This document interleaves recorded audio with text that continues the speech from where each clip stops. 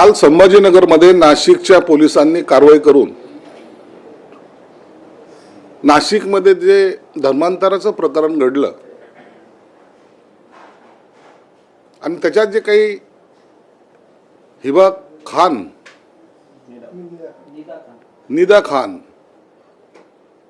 ही जी काय मुख्य आरोपी होती ती संभाजीनगरमध्ये पकडली गेली। मार्च मध्ये घडलेली घटना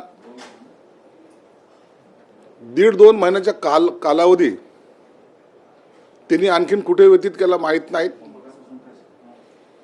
परंतु संभाजीनगर माझ्या जिल्ह्यामध्ये अशा ठिकाणी ती लपून बसली होती किंवा राहिली होती जो एरिया स्लम समजला जातो आणि तिथे ड्रग्सचा, त्यामध्ये बटन असेल, गांजा असेल, चरस असेल, असे अनेक अवैध धंदे त्या भागामध्ये केले जातात। ही खान एकटी नाही तर तिच्याबरोबर तिची आई होती, तिची मावशी होती आणि तिला ज्यांनी सपोर्ट केला होता खऱ्या अर्थानं ते एमआयएम होतं। एमआयएमचे माजी खासदार इम्तियाज जलील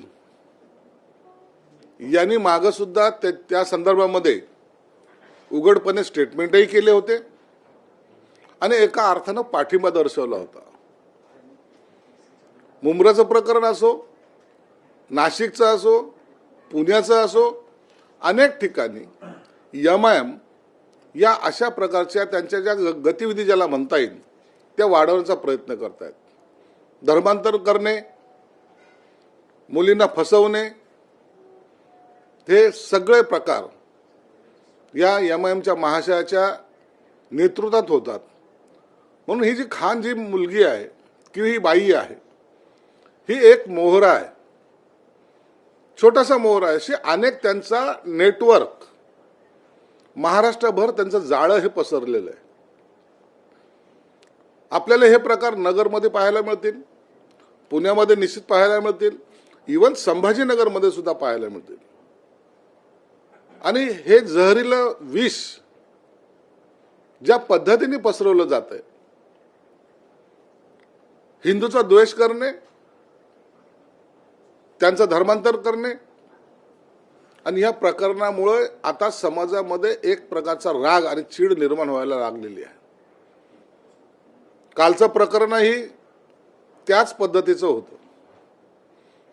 आता तिला पकडले गेलेले आहे, तिच्याकडून अनेक माहिती समोर तर येणारच आहे, परंतु तुमच्या माध्यमातून सुद्धा मी मुख्यमंत्री साहेबाला सुद्धा भेटणार पण आहे। याची एसआयटी चौकशी झाली पाहिजे आणि याच्यातले मास्टर माइंड या मोहऱ्यांचं सोडून द्या, हे मोहरे ते भेटून जातील, पण मास्टर माइंड कोण आहे तो समोर आला पाहिजे, अशी मागणी मी मुख्यमंत्री साहेबांकडे करणार आहे। मला वाटतं या प्रकरणाचे धागे दोरे हे फार लांबवर गेलेले असतात। जे वयात आलेली मुलं आहेत त्यांचा वयोगट 22 ते 30च्या दरम्यान, त्यांनाही अशा प्रकारे ट्रेन करणं बेकार आहेत। काम नाहीये, हाताला काम नाहीये, शिक्षण नाहीये, परंतु मोटरसायकल 1.5 लाखाची मोटरसायकल त्यांच्याकडे आहे, आयफोन आहे, फिरायला त्यांच्या खिशामध्ये पैसे सुद्धा आहेत। हे नेमकं कुठून येत आहेत याचा सुद्धा तपास आता पोलीस यंत्रणेने त्या पद्धतीने सुद्धा केला पाहिजे। बलात्काराचे प्रयत्न, धर्मांतराचे प्रयत्न, फसवणुकीचे प्रयत्न आणि सगळ्यात मोठा नशेखोरीचा प्रयत्न सुद्धा या माध्यमातून केला जातोय।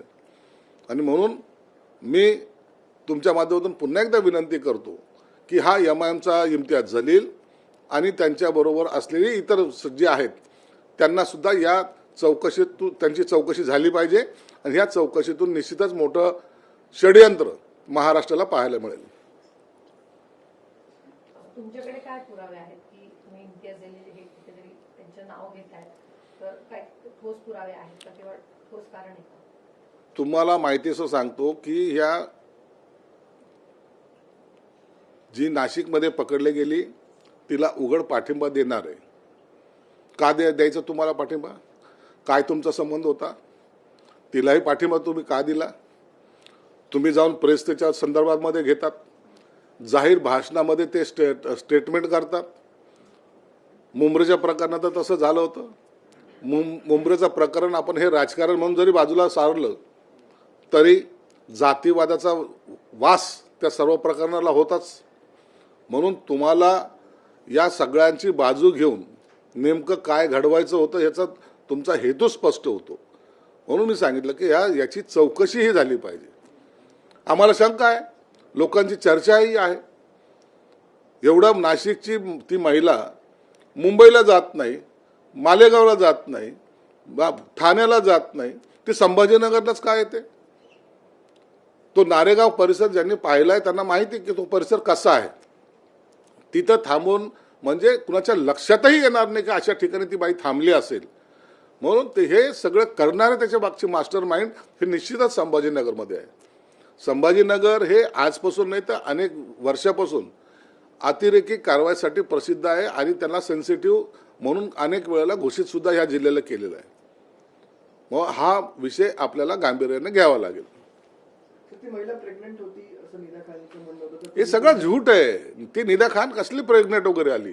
मग त्या टायमाला तिने ॲप्लिकेशन केले असेल तर आता 2 महिने झाले तिला ॲप्लिकेशन करून. मग आता तर डिलिव्हरीला आली पाहिजे. असं काही झालंय का. परंतु खोटे बनाव करून या पद्धतीला कसं डायव्हर्ट करता येईल आणि कशा पद्धतीने आपली सुटका होईल हा त्यांचा तो प्रयत्न होता. सर, जवळपास 1.5 महिने तिला ती पोलिसांच्या हाती लागत होती. ज्या परिसरातून पकडली गेली तिकडे MIMच्या लोकांचं काही वर्चस्व आहे का आणि त्यांनी तिला लपवून ठेवण्यात देखील मदत केली असं वाटतं. MIMचे जे आता नगरसेवक निवडून आलेले त्यांचं जर कॅरेक्टर जर पाहिलं 33 नगरसेवकापैकी किती नगरसेवक हे अशा क्राईमच्या क्षेत्राशी संबंधित आहेत. आताही एक फरार आहे नगरसेवक म्हणून त्यांची पार्श्वभूमी तीच आहे आणि त्यांचं असलेलं काही भागातलं वर्चस्व त्याचा यांनी घेतलेला तो फायदा आहे.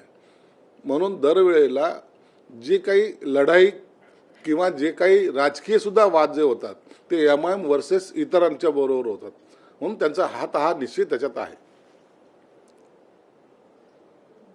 तर आणखी काही म्हणजे तिला 1.5 महिने ती पोलिसांच्या हाती लागत नव्हती तर तिला कोणाच तरी समर्थन असल्याशिवाय हे शक्य नाही. पोलीस तिच्या मागावर होते.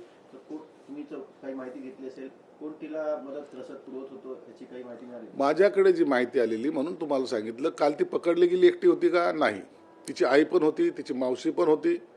या 3 जणी तिथं थांबलेल्या होत्या. ती ज्या भागामध्ये आली तो भाग इतका गजबजलेला आहे आणि अत्यंत मध्यमवर्गीय लोक त्या ठिकाणी राहतात. कचरा वेचणारे, लोखंड स्क्रॅप विकणारे, दारूच्या हातभट्ट्या चालवणारे, गांजा विकणारे असा एक मोठा गट त्या ठिकाणी कार्यरत आहे. बटनाचा जो काही चालता व्यवसाय तो म्हणजे नशेखोराचं जे काही केंद्र आहे ते नारेगाव आहे. म्हणून काल जे काही पोलिसांनी धाड टाकून अटक केली त्यांना सुद्धा माहिती की त्यांना सपोर्ट कोणी केला. मी खात्रीलायक सांगतो, खात्रीलायक यामध्ये पूर्णपणे MIMचा हात होता. MIMने केलेला सपोर्ट आहे आणि त्याच्यामुळंच हे सगळं प्रकरण घडलेलं आहे. सर, आपल्याला माहिती की त्या ठिकाणी असे सगळे प्रकार होतात, हे होतात. सरकार आपल्या गृह खातं आपल्याकडे आतापर्यंत कारवाई का नाही झाली? आम्ही अनेक वेळेला पोलीस कमिशनर यांच्या माध्यमातून अनेक वेळेला रेड केलेले आहेत. म्हणजे पुड्या नाही तर पोत्यांनी गांजे आम्ही तिथं पकडलेलं आहे. बटन पकडलेले आहेत. काही क्राईम करणारे लोक पकडलेले आहेत. काही लोकांना NSA खाली सुद्धा टाकलेलं आहे. परंतु तिथलचा ते जे काही सत्र आहे ते 2 दिवस थांबतं, 4 दिवस थांबतं, पुन्हा काहीतरी नव्याने उभारी येते, नव्याने पुन्हा केले जातात. हे जे काही 2 नंबरचे धंदे करणारे लोक आहेत ते आपल्याला सेफर साईड किंवा जागा सेफ जी कोणती आहे ती त्या भागात तेच त्यांना वाटते. म्हणून सगळे धंदे त्या ठिकाणी केले जातात आणि पोलिसही नेहमी त्याच्यावर ॲक्शनही घेत असते. तुम्ही पालकमंत्री आहात. पालकमंत्री असून सुद्धा तुम्ही ही सगळी तुमची उणिवा जी आहेत त्या मतदार तुमच्या विभागातल्या त्या तुम्ही सांगताय. कुठेतरी प्रशासन हतबल आहे का? पोलीस प्रशासन या सगळ्या संदर्भात गांभीर्याने कारवाई नाही करत आहे? पोलीस प्रशासनाने गांभीर्याने कारवाई केली पाहिजे या संदर्भामध्ये जाहीर स्टेटमेंट मी त्या ठिकाणी दिलेलं आहे. काही ठिकाणी पोलीस एकदम चारित्र्याचे स्वच्छ आहेत असं समजण्याचं काही कारण नाही, परंतु काही ठिकाणी पोलीस चांगलं काम करतात हेही मान्य करावं लागेल. मी जाहीरपणे हे स्टेटमेंट केलं होतं की पोलिसांनी अशा ठिकाणचे जे काही हप्तेखोर आहेत त्यांच्या त्या डिपार्टमेंटल्या लोकांवर सुद्धा कारवाई केली पाहिजे. आमच्याकडे देवगिरी टेक्सटाईल मिल आहे, त्याच्या बाजूला संध्याकाळच्या टायमाला हे गर्दुले सर्व बसलेले असतात, त्यांच्यावर कारवाई केली पाहिजे. हे अनेक वेळा सांगितलंय, परंतु कारवाई म्हणावी तेवढी दुर्दैवानं झालेली दिसत नाही. त्याचा परिणाम आज ती हिबा खान त्या ठिकाणी पकडली गेली. गृहखात्याचा फेलियर आहे. ग्रह खात्याचा फेल्युअर म्हणण्यापेक्षा पोलिसाचा जो काही कारवाई करायचा प्रकार आहे तो थोडासा कमी पडतोय आणि आता पोलीस तर मला वाटतं ऍक्टिव्ह होतील. परंतु कुठेतरी संभाजीनगरचे जे पोलीस कमिशनर आहेत ते ह्या सगळ्या गोष्टींना घेऊन गांभीर्याने नाही आहेत का? कारण की सातत्यानं तुम्ही म्हणतात अशा प्रकारच्या ज्या काही घटना घडतात, धर्मांतराच्या असतील किंवा कोणाला लपायचा अड्डा संभाजीनगर बनतोय. छत्रपती संभाजी महाराजांचं नाव या शहराला आहे, त्यांचं नाव कुठेतरी खराब होतंय. नाही, मी पोलीस कमिशनरला स्पष्टपणे सांगितलेलं आहे की तुमच्याकडून आम्हाला जी काही कारवाई करण्याची अपेक्षा आहे ती तुम्ही फुलफिल केली पाहिजे. तुमच्या कोणत्याही पोलिसाकडून चूक होता कामा नये. गुंडाचा धाक पोलिसावर नसावा तर पोलिसांचा धाक हा गुंडावर असावा. परंतु काही लोकांचे जे काही लागेबांधे आहेत पोलीस खात्याशी, त्यामुळं असे प्रकाराला वाव मिळतो आणि मला वाटतं आता स्वतः मुख्यमंत्री साहेबांनी त्याची दखल घेतल्यामुळं हे सर्व प्रकार थांबतील अशी अपेक्षा आहे. सर, सातत्यानं एकीकडे हे धर्मांतराचे विषय आहेतच, परंतु सातत्यानं राज्यात महिला आणि महिला आणि मुली खरं तर विशेषतः सुरक्षित नाही आहेत. नसरापूरची घटना असेल किंवा अनेक राज्यभरामध्ये वेगवेगळ्या ठिकाणी घटना होताना पाहायला मिळतात. याच धर्तीवरती प्रश्न आहे की जसं तुम्ही संभाजीनगरमध्ये सांगितलं की पोलीस काम करत नाही, या ठिकाणी देखील पोलिसांचं काम जे आहे ते योग्य पद्धतीने सुरू नाहीये का? नाही, पोलिसाचं काम चालू आहे, परंतु त्याला पाहिजे तेवढा आक्रमकपणा नाहीये हे मी मान्य करतो. कारण की पोलिसाचा धाक पाहिजे, धाक. मतदारसंघामध्ये अनेक शहरामध्ये अनेक खून होतात, आरोपी बिंदास फिरताना काही ठिकाणी पाहिले जातात. या मुलींचे जे प्रकरण घडलेले आहेत, अल्पवयीन मुलींवर झालेली रेपची घटना असतील किंवा खून असतील, ज्याला पाठबळ मिळाल्यासारखं वाटतं कधी कधी. आमच्यासारखा माणूस चिडून म्हणतो की त्या अरे अशा आरोपीला तुम्ही धरा, ठेसा, त्यांना रस्त्यावर त्यांची दिंड काढा. परंतु अनेक प्रकरणामध्ये जेव्हा पोलीस हतबल होतात त्या टायमाला हा सगळा आरोप हा गृह खात्यावर जातो, म्हणजे इनडायरेक्टली मुख्यमंत्र्यावर जातो. म्हणून अशा प्रकरणामध्ये पोलिसांनी सुद्धा सतर्क राहणं गरजेचं आहे. पोलीस काम करत नाही असा माझा आरोप नाही, परंतु ज्या पद्धतीने काम केलं पाहिजे त्यामध्ये कमी निश्चित आहे. सर, वेगळा प्रश्न. मुंबई महानगरपालिकेत सेना आणि भाजप सोबत सत्तेत आहे. नालेसफाईची पाहणी करत असताना महापौर ऋतू तावडे कुठेतरी संजय घाडी यांना, जे उपमहापौर आहेत, त्यांना डावलत असल्याचं दिसतंय. त्यामुळे शिवसेनेमध्ये प्रचंड नाराजी देखील आहे. दोन्ही महापौर आणि उपमहापौर यांचे वेगवेगळे दौरे आता निघून आले. मुंबई महानगरपालिकेला चांगलं करण्याचं, लोकांना सुविधा देण्याचं, लोकांच्या अडचणी समजून घेण्याचं काम आणि त्याबद्दल निवडणुकीमध्ये दिलेला सर्वसामान्य माणसाला आत्मविश्वास, ते काम करताना आता मग भाजपची महापौर आहे का शिवसेनेचा उपमहापौर आहे, यांनी सोबत काम करणं अपेक्षित आहे. त्यांच्यामध्ये एकमेकांमध्ये जो समन्वय ठेवायला पाहिजे तो त्यांनी कायम ठेवला पाहिजे. महापौर एकीकडे दौऱ्याला जात आहेत, उपमहापौर नंतर जात आहेत, नंतर स्टँडिंगचा चेअरमन जाईल, नंतर पुन्हा नगरसेवक जाईल. अशामुळं लोकांमध्ये गैरसमज निर्माण होतात. मग आम्हाला जी अपेक्षा आहे, शिवसेना भाजपची युती आहे, युतीमध्ये दोन्ही पक्षाच्या नेत्यांनी, जे काही पदाधिकारी असतील, यांनी जॉईंटली प्रत्येक ठिकाणी व्हिजिट केली पाहिजे आणि लोकांना दिलासा दिला पाहिजे. परंतु ते कालच्या घटनेमुळे ते दिसलं नाही. याची निश्चितच मुख्यमंत्री आणि उपमुख्यमंत्री साहेबांनी दखल घेतली असेल.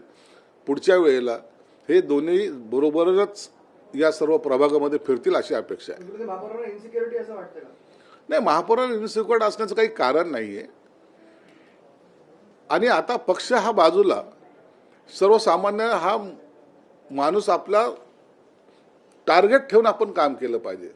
त्याला काय पाहिजे, त्याच्यासाठी आपण सर्वांनी मिळून, आता कोणी दुसऱ्या पक्षाचे जरी असले आणि ते जरी असे चांगल्या कामासाठी बरोबर येत असेल तर त्यांना सुद्धा बरोबर घ्यावं लागेल, घेतलंच पाहिजे, असं आमचं सगळ्यांचा त्यांना सुद्धा एक सूचना असणार आहे. कांदिवलीमध्ये खरं तर सुशोभीकरण असेल किंवा शौचालय बांधणे असेल, हे न करता त्या ठिकाणी राजकीय पक्षाची गोडाऊन आहेत. विशेष करून भाजप पक्षाची गोडाऊन आहेत. म्हणजे 16 शौचालयांपैकी 10 शौचालय बांधलेलीच नाही, तर त्या ठिकाणी राजकीय पक्षाची गोडाऊन म्हणजे भाजपचीच गोडाऊन आहे. ते योग्य वाटते का? जो निधी ज्यासाठी दिला गेला आहे ती कामं केली जात नाहीत, मात्र पक्षाच्या कार्यालयासाठी वापरला जातो. शासकीय निधी कोणताही असो, महानगरपालिकेचा असो, शासनाचा असो, त्याचा वापर हा राजकीय पक्षासाठी केला जाऊ नये, करता येत नाही. हे उघड सत्य आहे. असं जर कोणी केलं असेल तर तो शासनाच्या निधीचा अपव्यवहार त्याला म्हणता येईल. आणि तसं जर झालं असेल तर त्या संबंधित अधिकाऱ्यावर सुद्धा तुम्हाला कारवाई करता येते. सर शासनाचा निधी हा शासकीय कामासाठी आणि सर्वसामान्य माणसाच्या हितासाठी जे जे योजना आहेत त्यावरच वापरला जावा. सर आमदार रोहित पवार यांचं एक वक्तव्य जे आहे ते सध्या चर्चेत आहे. अजित पवार शेवटच्या काळात जे आहेत ते भाजपच्या विरोधात बोलले होते. त्यामुळे जर तुम्हाला आगामी काळात जर मुख्यमंत्री व्हायचं असेल तर तुम्हाला भाजपचा विरोध हा करावाच लागेल, अशा पद्धतीचं एक सूचक विधान रोहित पवार करतात. रोहित पवारांचा पहिल्यापासून भाजपच्या विरोधात असलेले स्टेटमेंट आपण पाहतोय, परंतु राजकारणामध्ये एकमेकाच्या विरोधामध्ये एखादं स्टेटमेंट केलं म्हणून पक्षाचा विरोध, मग अजितदादांनी त्यावेळेला पक्ष का सोडला नाही, तो सत्तेमधून बाहेर का पडले नाही, हे सुद्धा प्रश्न राहतात ना. आणि म्हणून अजितदादाच्या स्टेटमेंटचा गैरअर्थ घेऊन आपलं राजकीय समीकरण बसवण्याचा प्रयत्न रोहित पवार करतायत. मला वाटतं हे योग्य नाही. तपास निश्चित जलद गतीने झाला पाहिजे. त्यातून काय निष्पन्न होईल ते समोर आल्यानंतर त्यावर बोललं पाहिजे.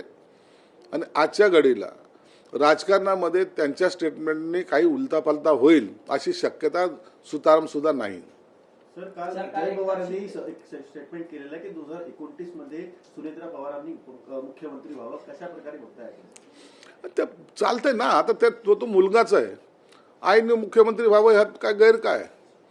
कोणत्याही, मी अनेक वेळा सांगत असतो की कोणताही पक्ष असेल त्या पक्षाचा नेता हा मुख्यमंत्री व्हावा, त्या पक्षाच्या कार्यकर्त्याची भावना असते, ती गैर नाहीये.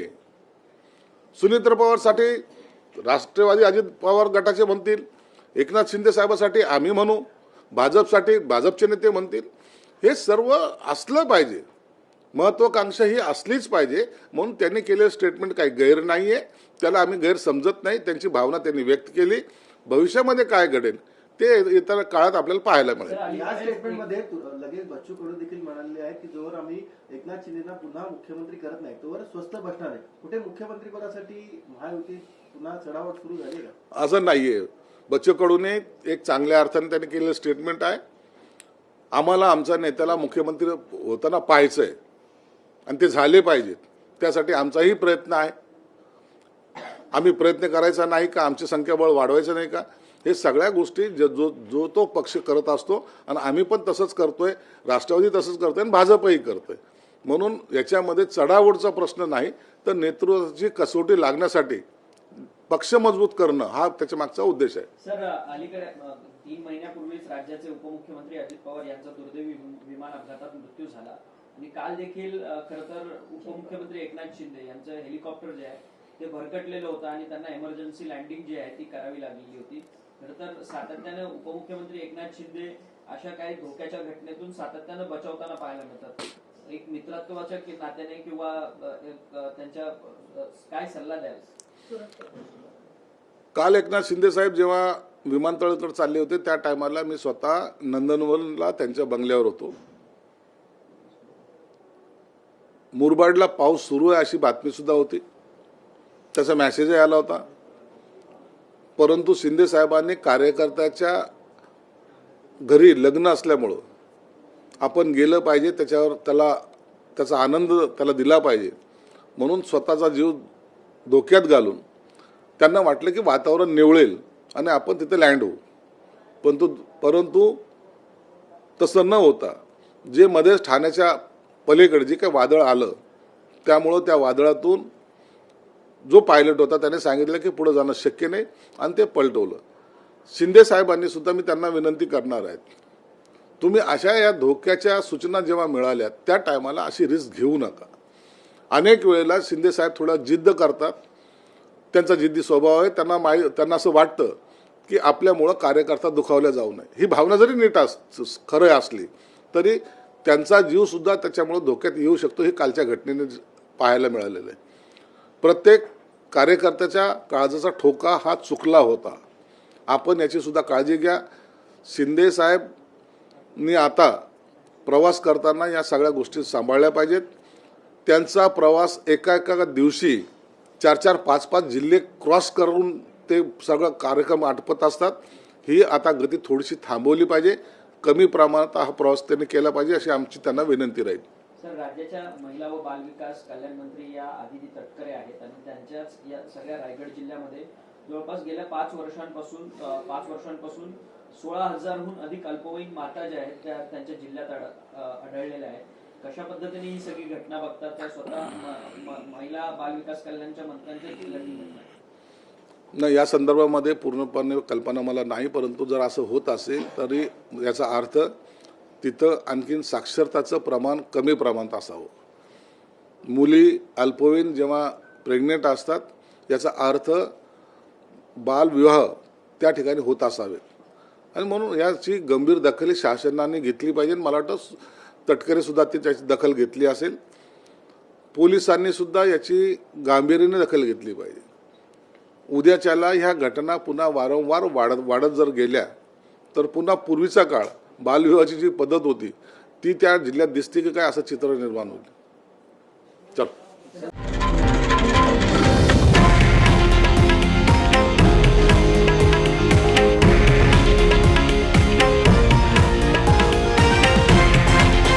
हे आहे देशातील नंबर 1 न्यूज नेटवर्क आणि आपण पाहत आहात TV9 मराठी, एकमेव.